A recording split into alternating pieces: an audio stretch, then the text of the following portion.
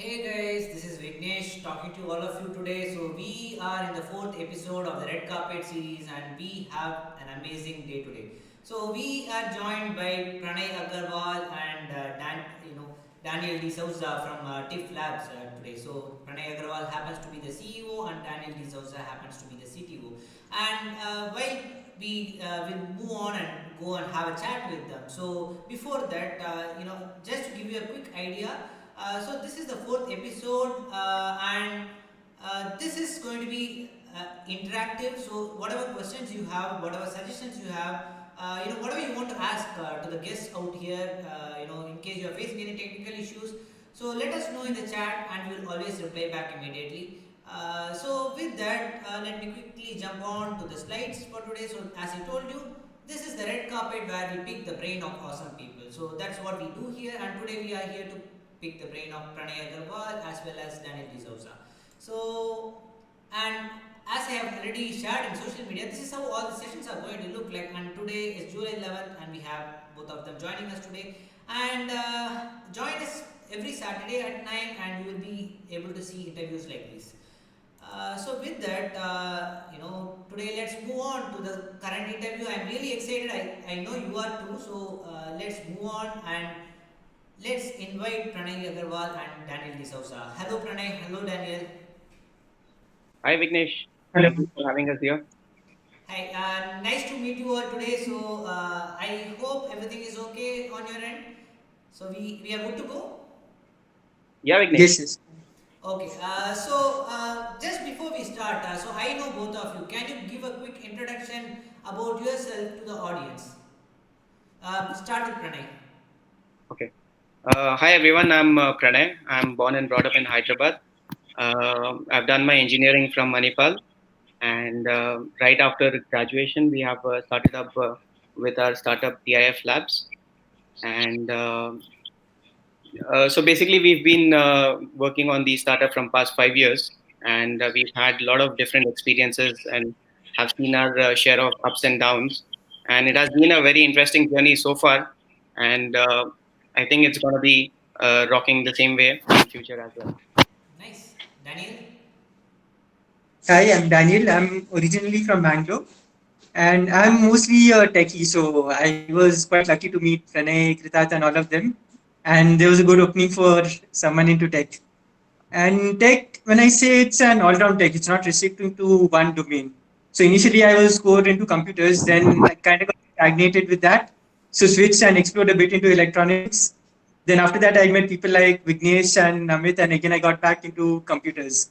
So since then, it's always been a jump. So one day in computers, one day in tech, and now, right now, with some assistance or efforts from Pranay, a bit of exploring onto the managerial side as well.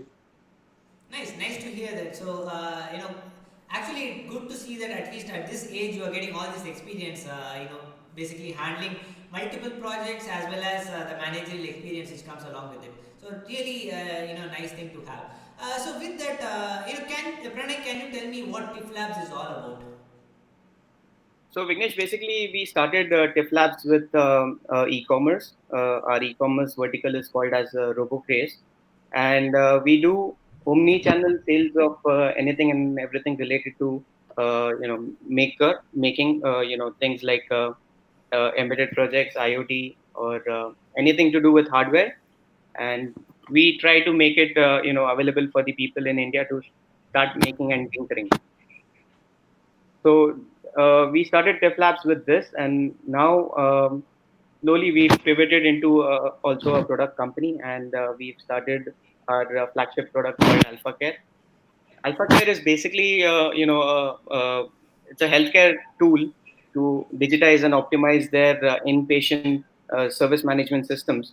This is helping hospitals save about 43% of their nursing time, improving the efficiency, improving the quality of service, as well as giving them good amount of data to play around for their business intelligence tools and take some strategic decisions, and further improvise their customer experience, their operations, their entire key processes are being refined based on this data that we are collecting for them.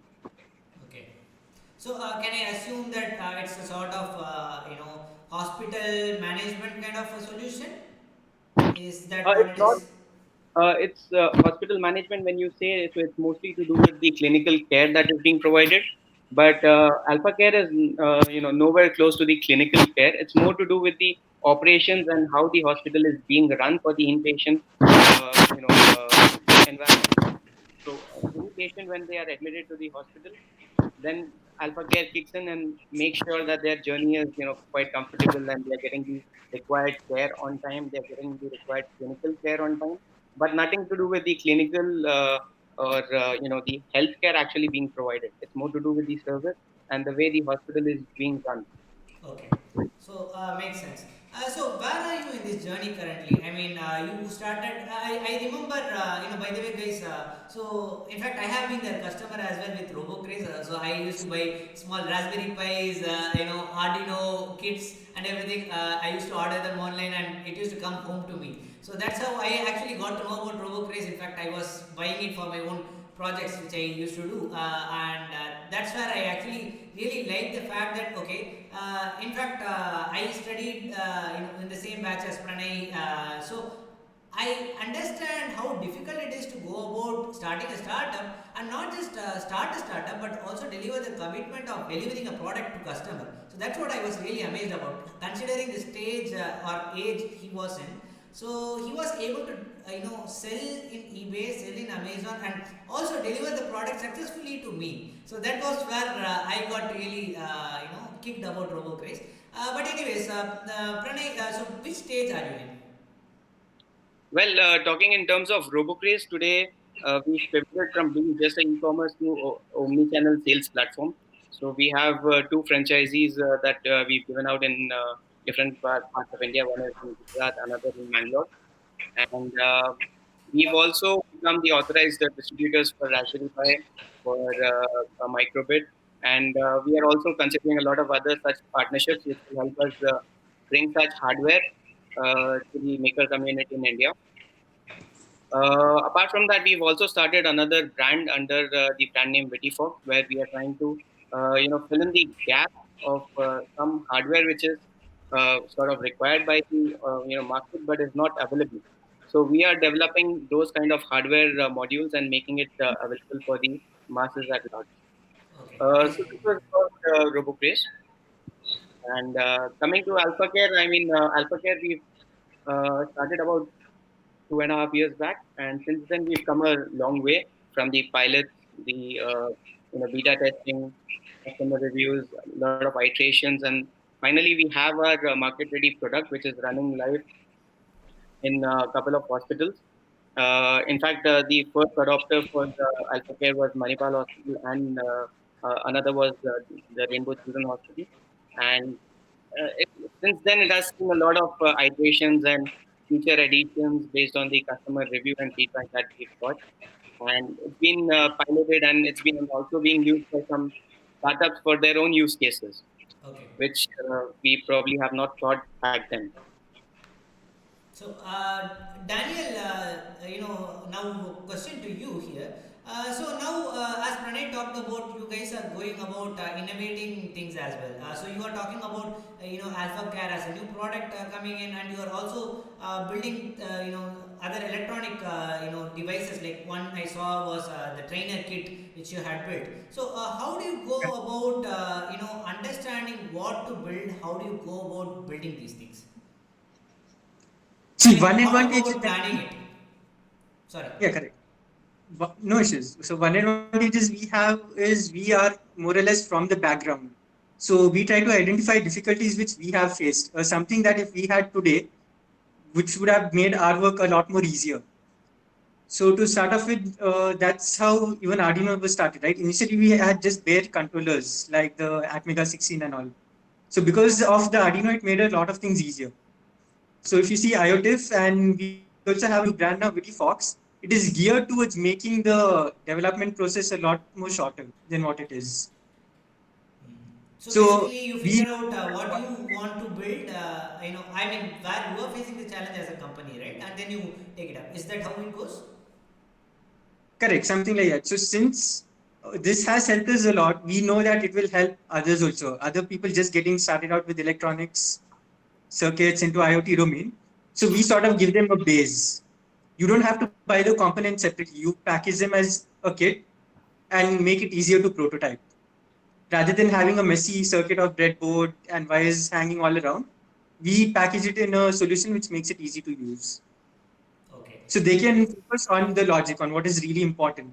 Mhm. So now talking about building this in house, you have an R and D lab where you are building all this. Let's say, and now how do you basically go about scaling this up to big masses? How do you basically build a product which is not just a proof of concept, but also something a product complete product which is deliverable to customer? How do you go about that, Daniel? So it's yeah. As long as it's two or three pieces, or maybe up to even 10 pieces, we take it in house itself. So what we do is first we make a basic prototype. Okay. Then once we are satisfied with the prototype working how we want it, we convert it to a schematics, develop a PCB. Now PCB also depends. Suppose it's a simple single-sided single layer PCB, we can take it in house. But if it gets a lot more complex, then we outsource it. So there are people who specialize in PCB development services, and we get, say, probably just to test the waters, 4 5 pieces developed, and then test it as those 4 5 pieces. Then once we are happy with its working, if it works according to what we want, then mass manufacturing we generally outsource. So when you're talking What we do about is outsourcing here, sorry for the interruption. So when you're talking about outsourcing, how do you ensure that the people whom you outsource to delivers the same quality and same service which you aim to provide to your customers? correct. So what, as far as testing is concerned, testing is not outsourced. Testing we take care of it internally only. And again, the only way to is actually probably try 3 4 pieces with one vendor and then 3 4 pieces with another vendor and see which vendor gives you the best quality. Okay, so you And test the then vendors we as start. well. Yes. Okay, okay, interesting. Pranay, now to you. No, now that process sounds interesting. So, talking about testing the vendors, going about scaling it, outsourcing it gradually. So now that's about outsourcing the products. Now, how does scaling the team go when you are building a company like this? How do you go about building up your team, which was, if I remember, it was once a four-member team. So Right. now it is close to 18 member as you had conveyed to me. So now, how did you go about scaling the team as well? So I think it's a very good question, and that's one of the biggest problem that we are facing at the moment. So whenever it comes about building the team, finding the right talent and right set of people who can tag along with your vision to take the company forward is very very difficult.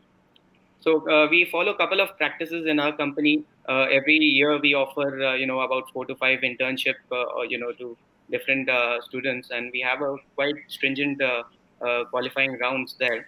And these internships are generally your 6 month internships for the 8th semester, and we do proper hand holding and guide them, mold them, and in this 6 months they are sort of 1 or 2 year experienced engineers for us by the end of the 6 month tenure, and we managed to retain a couple of them for the permanent role in the company.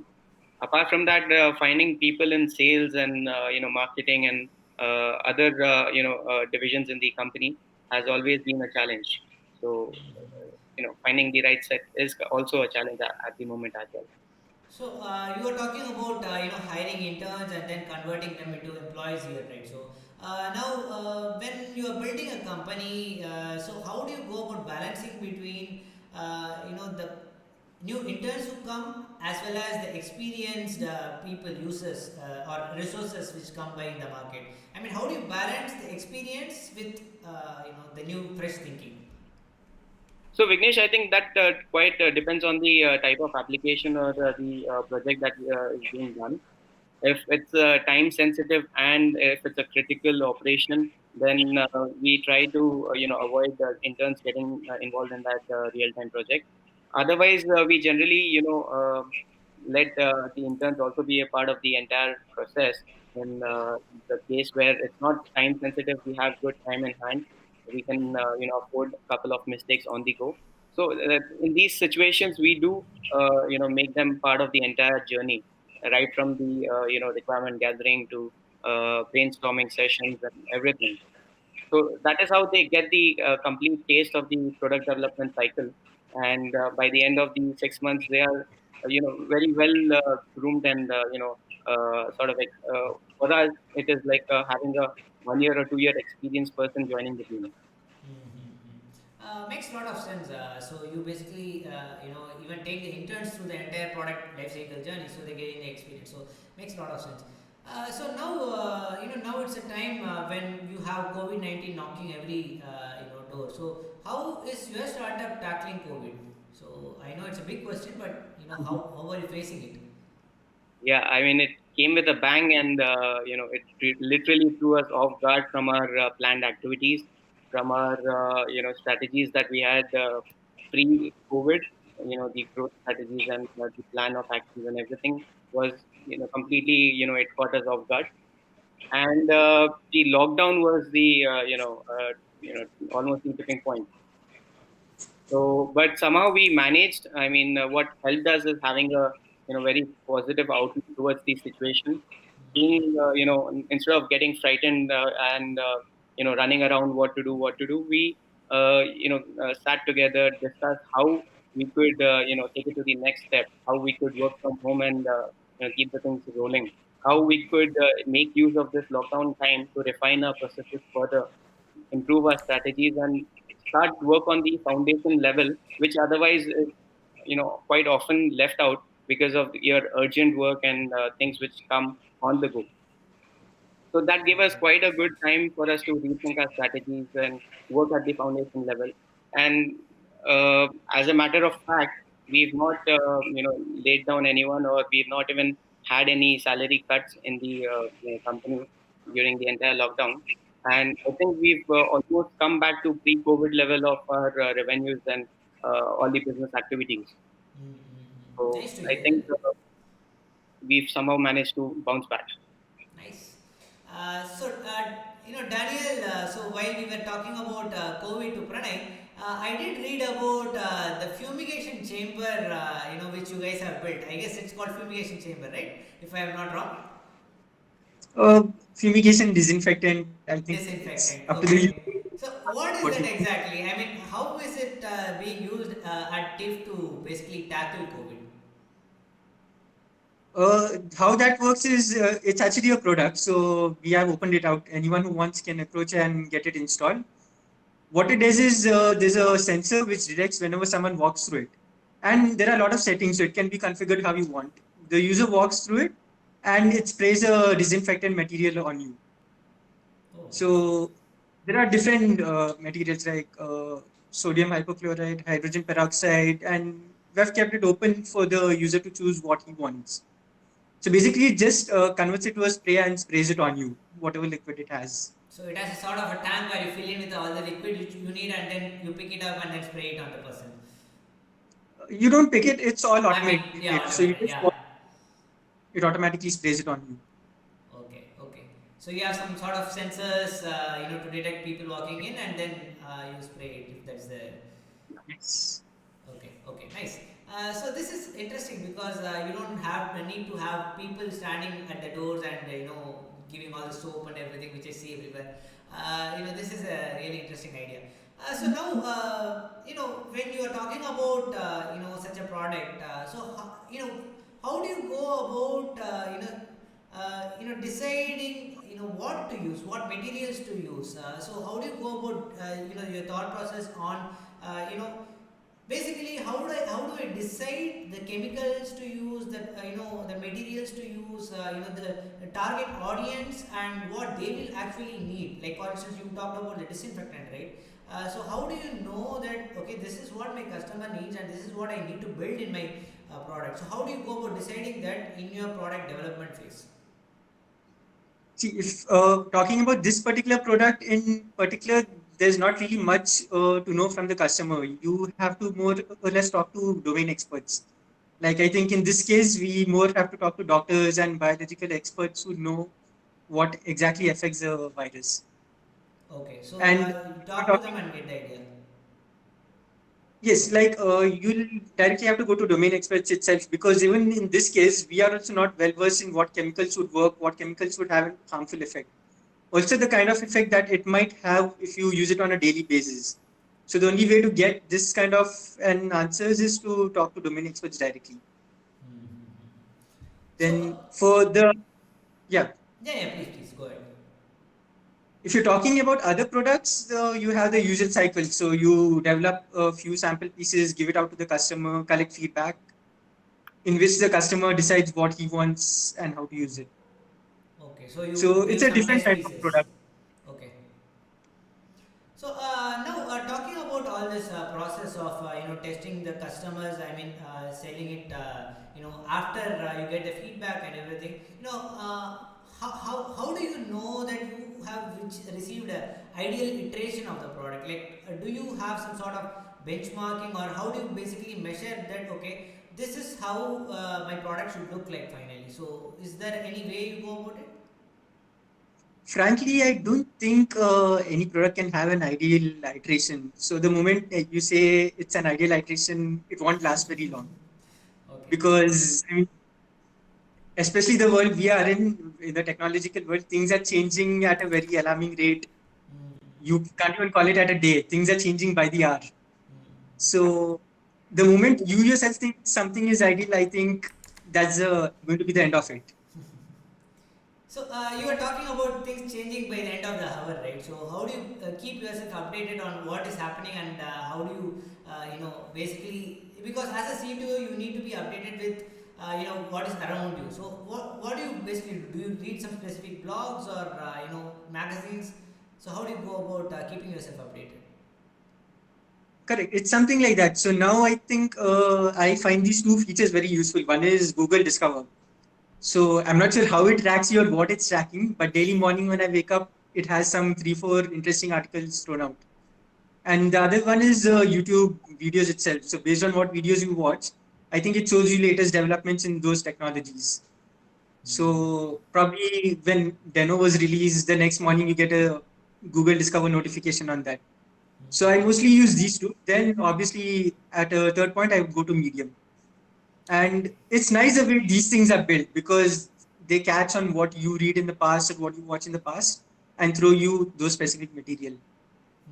Apart from that, I guess it's more about selecting mentors or experts in the domain and following on them on a monthly or on a weekly basis.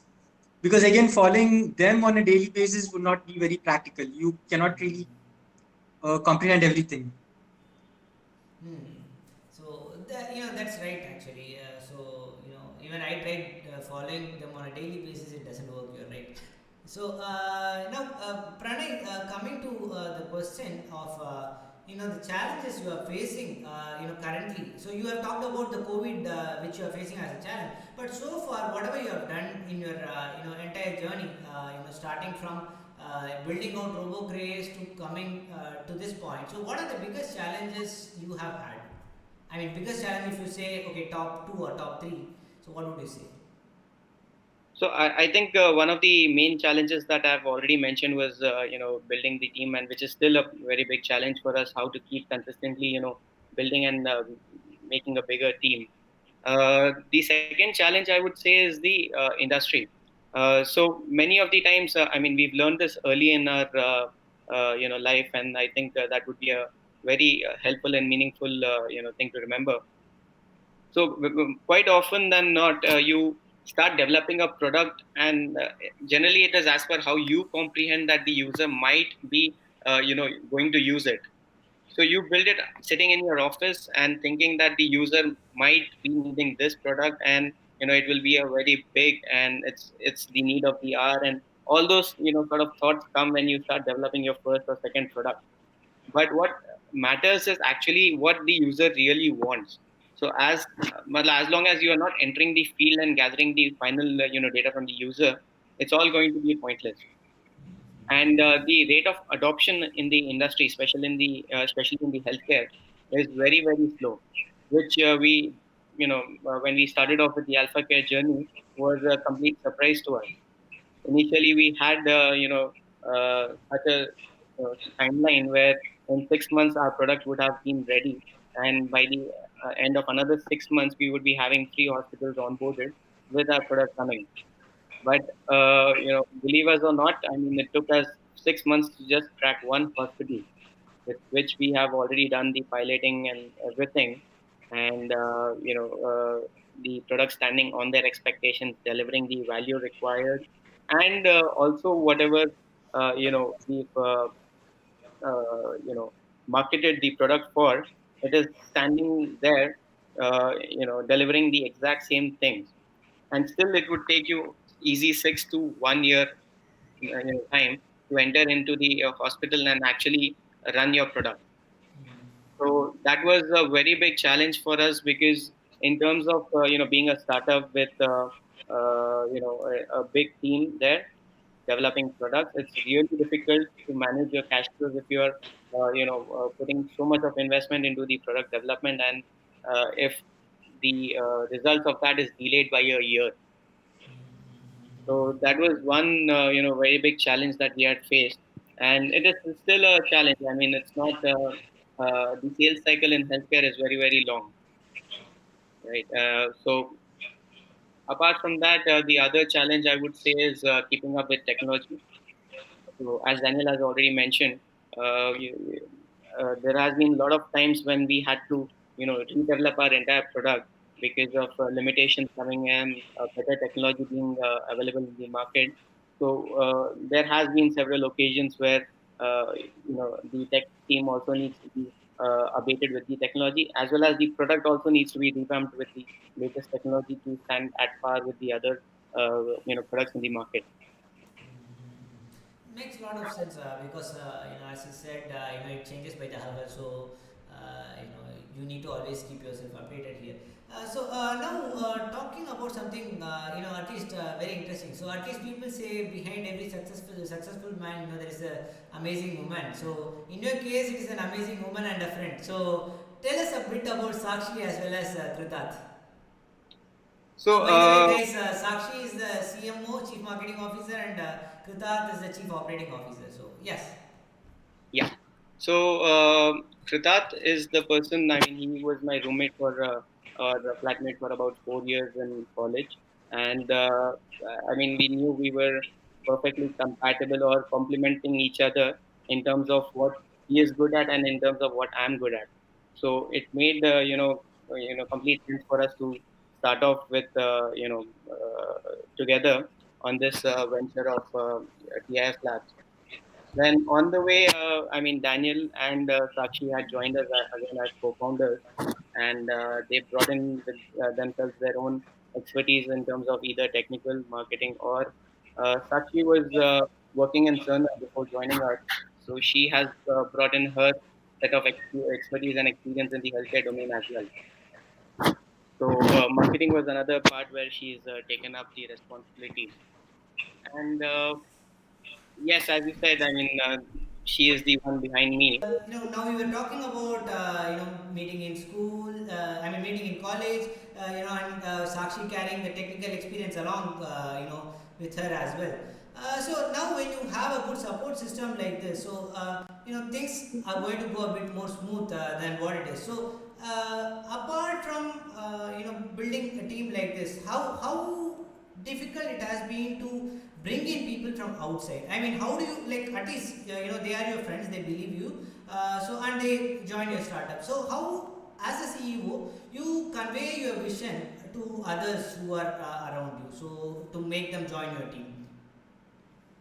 So, Vignesh, we already have mostly, all the openings always there out there, and we keep waiting for people to apply. And obviously, it's difficult to, show the vision or the mission that you're working for in the first, round of interview. So it's more to do with how good a learner he is, and how motivated he is to work, which is more of our, qualifying criteria, because it doesn't matter if they know it at that point or not. It matters if they can pick it up on the go or not, right? So for us, these two are the most important, points when we consider hiring. And as far as vision is concerned, yes, I mean it's very important that they believe in the vision. But I believe it happens over the period of time when they start connecting with the people in the team, and they see the what do we say, the believe in the vision of the company. So they also eventually start having the same vision and the belief and the culture that gets fit into it. Okay, okay. So gradually, you're saying that gradually they will build up that vision which you have. So it doesn't Yeah. come overnight. Okay. So Daniel, we have a question from audience. At least you may want to answer this. How did you choose the material in which the fluid is filled? So, like, what test did you do so that the fluid doesn't react with the material of the tank? That is mostly based on talking to people only, people in the domain. Okay. So since this is quite out of what we do regularly, it's more about talking to others and taking inputs from them. Mm-hmm. Vignesh, to add on to that, I mean, we've done a requirement gathering to generalize the kind of materials that generally people are preferring to use, like Daniel has mentioned, sodium hypochlorite, hydrogen peroxide. Some people are using dichloro, some different formulas. So we've categorized them into one single, to try to make our product, versatile, so that the customer can choose the, disinfectant that they want to use for the product. So, keeping that in mind, we've tried to analyze and understand which materials would react with it, which wouldn't, and chosen the ones which would be safer for all these different disinfectants that they use. Okay. So basically, you make it flexible for them to choose. That's what you're trying to say, right? Okay. So now, Daniel, one more question here I have is: so you guys are working in a healthcare industry. Alpha Care is mainly healthcare product, where at least in the healthcare industry, the security concerns and restrictions you have is too stringent. So how do you go about tackling that? How do you face challenges with that? Correct. That is it. So one way we have a bit of breathing space because we are not directly getting involved in the clinical aspects as such. So like Pranay mentioned, it's more on an operational basis. So again, it's not that tight there, but still we have a lot of backups in place, and we are still trying to improve on that. If you remember, that's the reason I posed that as a problem Okay. statement as well. How do you handle a sync between a cloud database and a local database? So this would Mm-hmm. also add an additional layer of backup. So if one thing fails, you have a fallback to something else as well. So you are having a team of 18. So out of which, how many people are actually building the product? How big is the product development team per se? We are about four of us, but it keeps changing on a regular basis. So, I mean, at the beginning of the year, we get a lot of interns, so that number jumps up to six, seven. Then at the end of the Nice. internship period, probably we retain some of them. So, like that, this cycle keeps continuing. And it's not that all of them are working on the same product. So, different people work on different items. Probably we have two, three of us who are all rounders. Then you have two, three who are two of them who are specific to software, two of them who are specific to hardware. So you wear all And hats basically. Occasionally. Is that how it works? Because you have four people, and it's like you have to basically shuffle across all the work, right? So basically, do you wear all hats, or do you still have correct. people So dedicated? there's two of us, and including Pranay also pitches in a lot most of the time. So I would say there are three of us in the team who wear all the hats. Nice. And as of now, we have one specific to software, one specific to hardware, and then we grow on that. So, you want to share any insight on what's going to be next for you from the product development cycle, or that's going to be the news coming soon? Right now, it's mostly upskilling yourself. So Okay. like So and learning. upskill So and battle COVID. So maybe that's a priority for you guys. So yeah. So yes. once the time comes, you're ready to build it out. You have whatever is required. Okay. So now, the last question to you, Daniel, is so you have, the regular development work which you are doing on a day-to-day basis, which is all about supporting your existing customers building that cash flow, market, and everything, which is what you are working on, the regular products. So now, how do you basically balance your regular work with the innovation, like the new things, which for instance, okay, the next thing which I have to build to basically distinguish myself in the market. So how do you balance innovation with your regular work? Most of the time, when we look for something to innovate on, we always look in the direction of something which improves on our regular products or it makes it better. Based on what products we have done in the past, we look for something which would have made that a lot more easier to do. So we don't treat it separately as such. We intertwine both of them. So we don't Okay. have to put a separate thing. So mostly innovation, I think it comes the most of the innovation work lies in the technology that we use. For example, today you're using, let's say, Node.js, tomorrow TypeScript comes out. So you try to intertwine both of these. You d- put a learning part on that, and again, you see how to iterate your existing thing by modifying that with the new tech. Okay. So something like that. We Mm. don't put a clear cut separation between the two. So basically, tie up research and development to improve your existing product, so that you use you still work on the existing product development cycle, but you make your existing products better. Adding new Okay. tech. Yes. Okay. So now, Pranay, the last question to you is, now you have RoboCraze on one side, I mean, and TIF Labs as the parent company of RoboCraze. What else do TIF Lab, I mean, does TIF Lab do? RoboCraze, AlphaCare, and what else does it have? So we also have a vertical where we offer R&D as a service to different companies. Okay. So I mean, we worked with Mercedes, Nokia, Cisco, GE. So a lot of such companies we worked on their innovative topics. Since we have a very fast learning cycle with us, and generally to have any such new technology-based product development in such corporates, it takes them quite some time to actually get on with the product development. So generally, they tend to outsource such development activities to other people who have those kind of core competencies. So we do a lot of such R&D activities and product development also, which companies or startups also do outsource to us.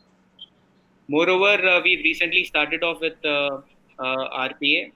Again, in the healthcare is what we've started. We have a customer in Bahrain for whom we've deployed a couple of bots. So that's our latest sort of product offering in the healthcare, but it's a generic product which we are also trying to get in more customers in the NBFC sector or the insurance or such non-healthcare sectors again, because RPA is something which is not a domain specific technology. We are developing quite generalized modules which could fit in anywhere and everywhere. Wherever there are legacy systems being run, RPA can come to their rescue and help them patch up with the latest technologies and latest software that they're using. So now, are these things also licensed to the companies, or you just provide the service, or do you license the product as well to them? So we do have a licensing plan, but mostly what we do is we have it on a SaaS-based model. So we bill them on a monthly basis, and they pay for the service on a monthly, basis. Okay, okay. So makes sense. So you have a regular cash flow coming in when you basically provide that kind of a cycle where you provide product as a service. So thank you, Pranay and Daniel, for joining me today. We are already over time, so thank you for joining me. In fact, joining all of us. In fact, all the other audience questions, what I have in the chat, so I will probably drop it down, to you when when you guys have time, you can answer them. So thank you Sure. all for joining. So we will see you in the next Saturday at 9 p.m. IST. In fact, it's going to be, who is it going to be next Saturday? So I guess it's going to be Priyadeep Sinha. So he who is going to be vice president of game. So he will be joining us to give an insight about education, to give an insight about how do you go about, imparting the future of education to the next generation. So that's what he's going to talk about, and he's also going to talk about mass entrepreneurship. So stick around and we'll meet you in the next Saturday. Bye bye. Bye. Bye bye. Thank you. Thank you.